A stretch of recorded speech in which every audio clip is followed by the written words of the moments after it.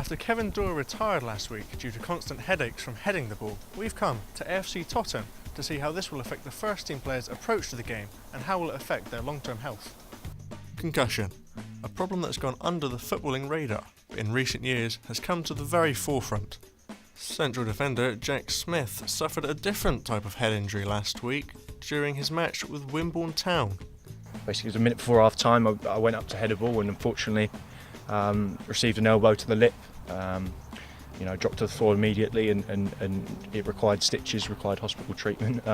Despite his Terry Butcher-esque reputation, he still has worries about constantly heading the ball and how it already hinders his day-to-day life. Yeah, well, it's something to think about, especially in my position, centre half, where that's 90% of my game. So stuff like that does make you think at times. I know it sounds silly, but even little things at home where you kind of put something down and then within a second you forget about it. And I know that might seem normal to a few people, but at my age that shouldn't really be happening. So you do kind of in the back of your head think about it.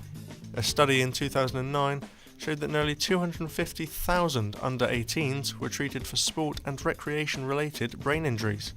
Concussion is a type of traumatic brain injury that can stretch and damage brain cells.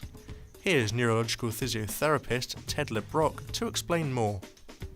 The brain inside the skull is suspended in fluid, and as the skull hits the ball hits the skull, the brain actually carries on moving, so it knocks against the inside of the skull, and it's these small contusions, the bruising of the brain as it hits the inside of the skull, that would lead to the headaches.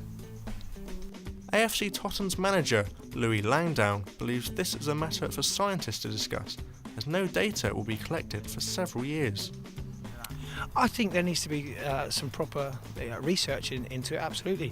We're guided by science these days and common sense, sometimes less common sense and more science, but ultimately there needs to be some empirical evidence, I think, to either ban or make a judgment call on heading.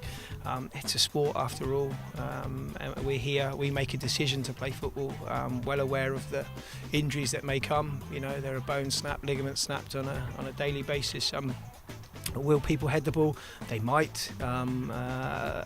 Those that want to make a ban or put some hysteria around it, then they really need some empirical evidence, in my opinion.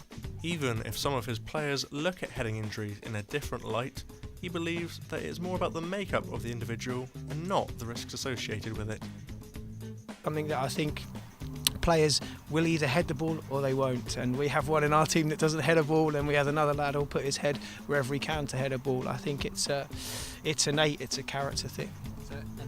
Thomas D at Taswood Stadium for Solent News.